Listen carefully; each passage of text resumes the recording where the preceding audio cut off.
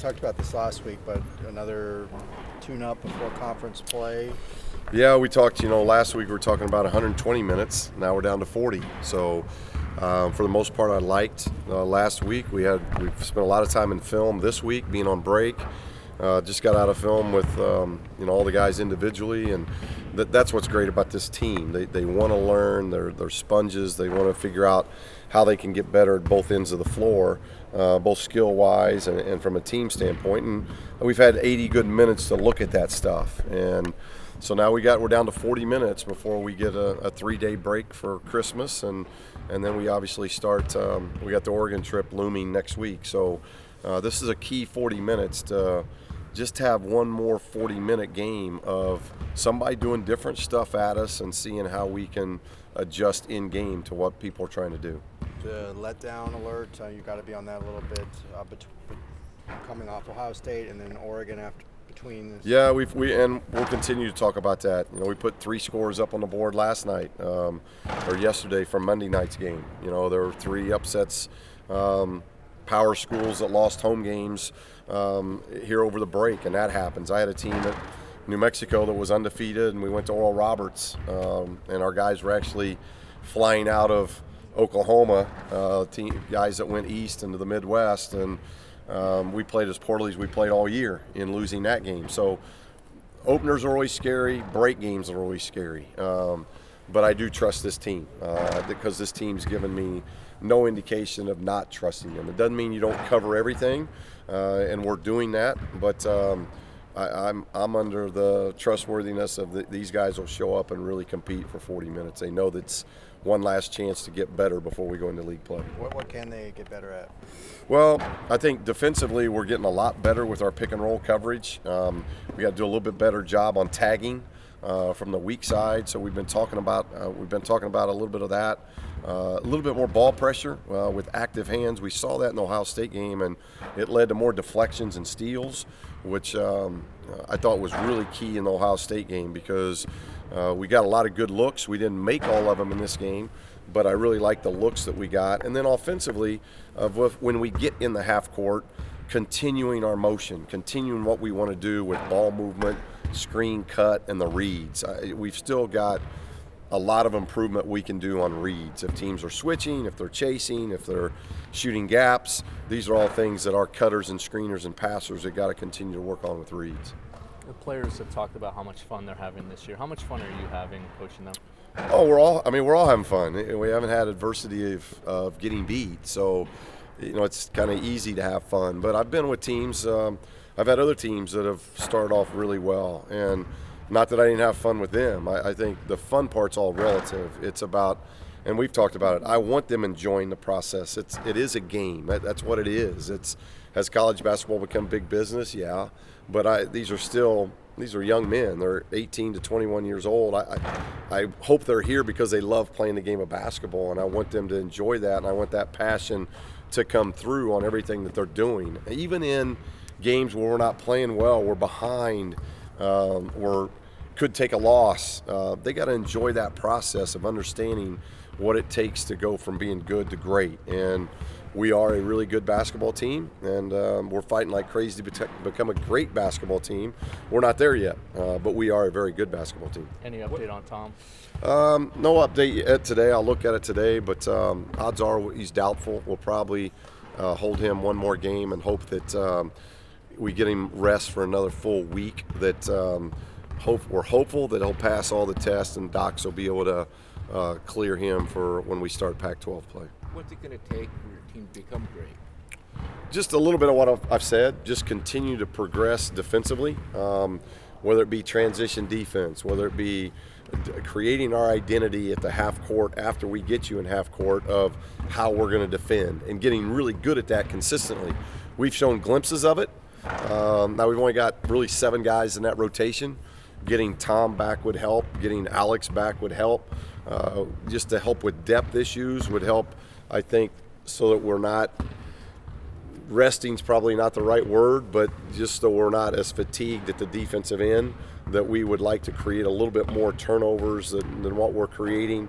a little bit more deflections that allow us to get out into the open court. So I think that would help. And then offensively, really about our reads, because we're sharing the ball very well. We're making great decision makings. We're getting great shots on goals. We're proving that we can shoot the ball. I think our offensive efficiency right now is maybe one in the country. So we're doing a lot of good things, but I think our reads can still get better. And as our reads get better, we're going to get even more efficient. You said a 3-day break. When will you come back and practice again?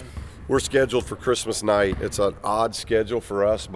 It's not ideal, but we have not had a break. We've played as many games as anybody in the country. When we get done tomorrow, 13 games, I think this calendar will put us probably in a very select group that's got 13 games in by the 21st of December. And we've had some tough games. And this one on Wednesday is going to be no different. I want to give our guys some rest, and I also want to give our guys a chance to enjoy Christmas. Didn't get to go home for Thanksgiving because we were in Anaheim, and I've always tried to get our guys home either for Thanksgiving or Christmas. And when we plan our schedule, we have no idea when the conference is going to tell us we open. They always say, hey, we could open. Last year we opened up on a Friday.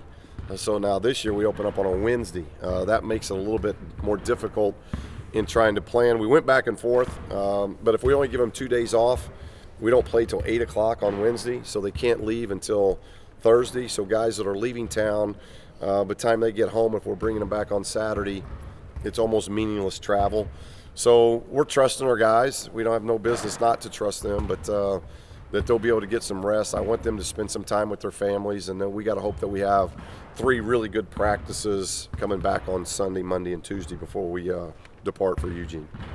See, when you made the decision with Aaron coming off the bench, did you sit down and talk to him about that? How does that work, given the fact he started all last year? Yeah, well, we actually talked to all 4 of them because we sold them in October, about 3rd week in October, after the Australian trip, and then through 3 weeks of practices. Guys, we have 4 elite guards. It's not ideal for me to start 4 of you, just because of what we have inside and having that inside-outside threat. But our plan is to play you very similar in minutes. Your minutes are going to stay up, but also to be able to play 4 guards. And you're seeing me play. I'll go to that 4-guard lineup, anywhere from 5 to 8 minutes a half. We finished the game 8 straight minutes. That's probably a little long than what I want to do, but it was working. We got into a good flow. Our bigs are hurt a little bit right now, so we're depleted with the front court. So we went with a little bit longer, but it wasn't going to affect how we were going to play. And I told all 4 of them, I said, with the eliteness that you guys are, it's about getting efficient.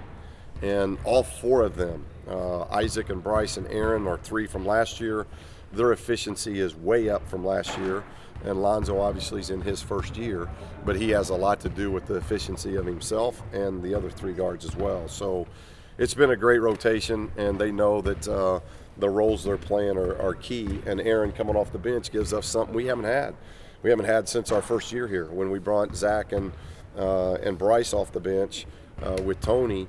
We haven't had this kind of production off our bench since the first year. And that first year ended up being a really good team, and I think this team has that opportunity too, because you're bringing Aaron, you're bringing EK, and eventually Gigi off the bench once we get Tom back healthy, and that's a very strong bench to where you keep that level of play at a high level. What does Western Michigan present? Well, it's odd in that they return 4 starters. They all don't start now, but they've got guys that have got a lot of experience. They've got some youth to them. They play extremely hard. The thing that we're seeing on tape is just how hard they play. So that's always a little bit nerving when you play somebody that, one, they're well coached, but they play extremely hard. And anytime you do that, they got good inside-out punch. Wilder is somebody that is preseason first-team All-MAC. Leads them with about 16, 17 points a game. So they've got guys that can shoot it on the perimeter and drive you. They got a big guard that presents some matchup difficulties. And then they got some inside presence that I really like. You got a lefty center that's a little bit different than what we've gone against. So not an overly deep team. And right now we're not an overly deep team. So they have liked to play up tempo, and obviously we like playing up tempo. So it should be a fast-paced game. Great. Okay, thank you. Appreciate it.